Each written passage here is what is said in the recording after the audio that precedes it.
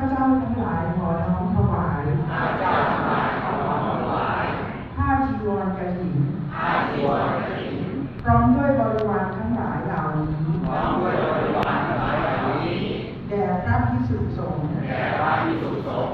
ขอพระภิกษุสงฆ์จงรับ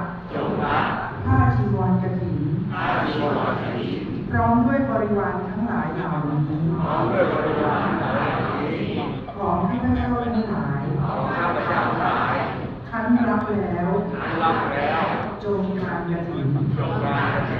ด้วยผ้าผืนนี้เพื่อประโยชน์เพื่อความสุขเพื่อม